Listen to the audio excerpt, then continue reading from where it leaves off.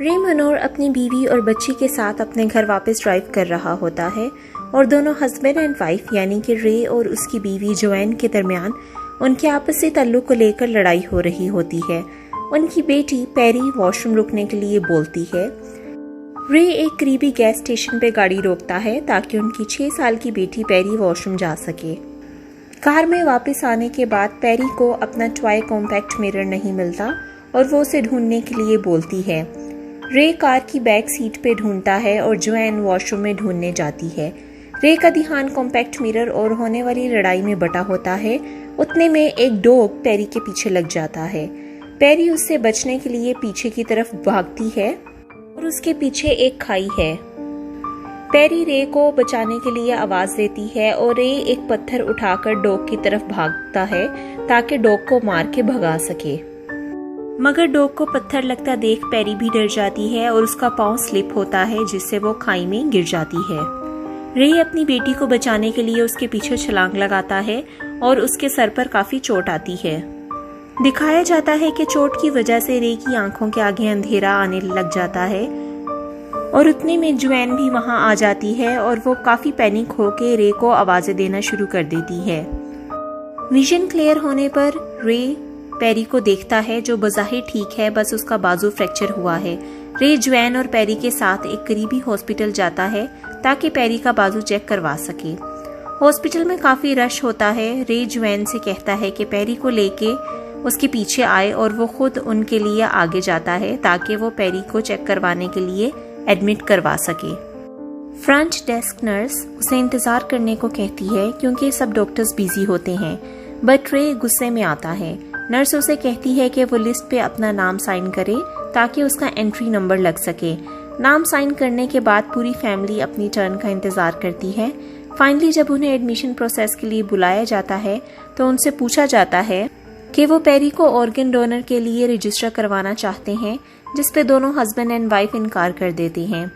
Admission nurse उन्हें बताती है कि उसकी हेल्थ इंश्योरेंस अभी भी उसकी एक्स वाइफ एबी के नाम पर है, जिसकी वजह से इंश्योरेंस पर उनकी बेटी का इलाज नहीं हो सकता।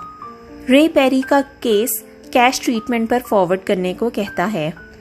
डॉक्टर बर्थरम पेरी को एग्जामिन करते हैं और उसे सीटी स्कैन सजेस्ट करते हैं ताकि कंफर्म हो सके कि कोई हेड इंजरीज तो नहीं है।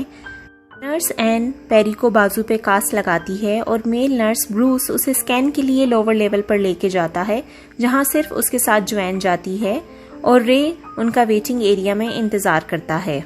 दिखाया जाता है कि इंतजार के दौरान रे की आंख लग जाती है और काफी घंटों बाद जब उसकी आंख खुलती है तो वो हॉस्पिटल स्टाफ से अपनी बेटी और बीवी के बारे में पूछता है, मगर उसे कहा जाता है कि उनके पास उसकी फैमिली का कोई रिकॉर्ड नहीं है। काफी टाइम गुजरने की वजह से ज्यादातर स्टाफ की शिफ्ट चेंज हो चुकी होती है और डॉक्टर बर्थरम भी जा चुके होते हैं। सिर्फ नर्स एन वहां पर मौजूद होती है। रे के हंगामा खड़ा करने पे उसे बताया जाता है कि हॉस्पिटल में सुबह 9 बजे के बाद से कोई स्कैन नहीं हुआ और नर्स एन कहती है कि रे अकेला आया था अपने सर की चोट का चेकअप करवाने के लिए। रे को काफी गुस्सा आता है नर्स के झूठ पे और उसके हंगामे को रोकने के लिए उसे सेडेटिव्स दे के एक रूम में बंद कर दिया जाता है।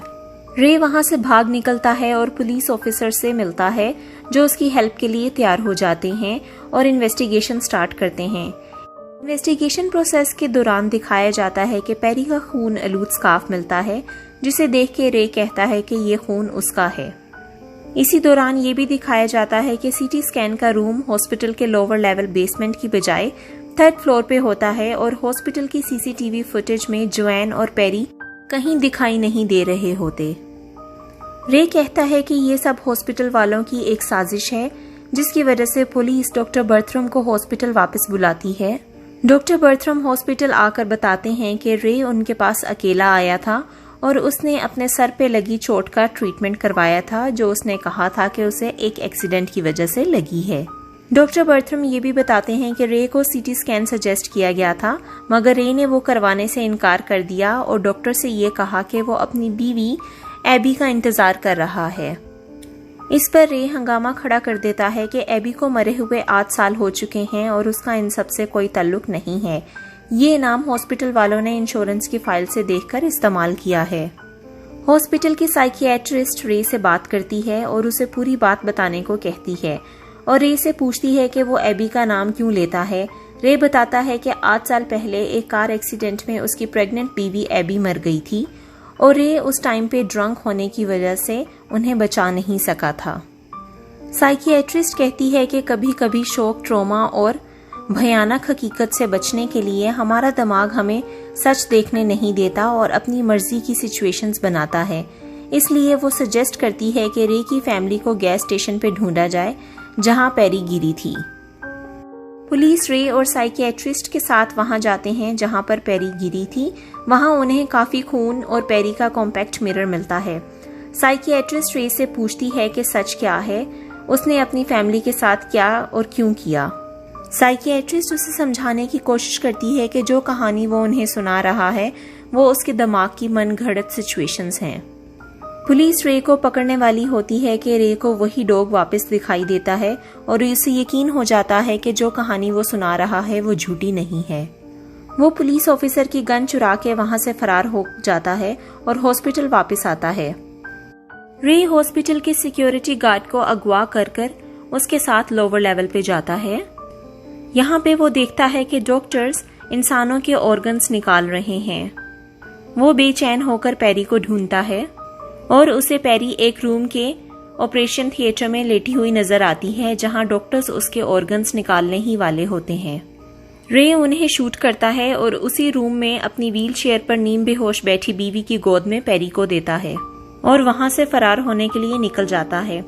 डॉक्टर्स उसका पीछा करते हैं और उसे समझाने की कोशिश करते हैं कि वो हकीकत को ठीक से नहीं देख पा रहा, मगर वो उनकी एक नहीं सुनता और अपनी बीवी और बेटी को गाड़ी में बिठाकर वहां से फरार हो जाता है।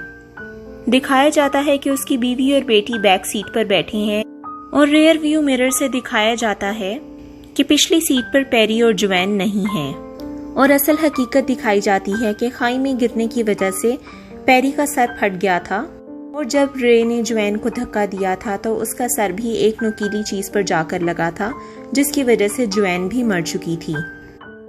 उन दोनों की डेड बॉडी सारा टाइम रे की कार के ट्रंक में होती हैं और हॉस्पिटल से ऑपरेशन थिएटर से रे एक सीरियस पेशेंट को उठा के ले आता है जिसे वो जोएन और पेरी समझ रहा होता है। हॉस्पिटल में होने वाला पेरी का चेकअप सारा का सारा रे की दिमाग की क्रिएशन है और ये सब उसका दिमाग उसे हकीकत से फरार करने के लिए कहानी बुन रहा होता है।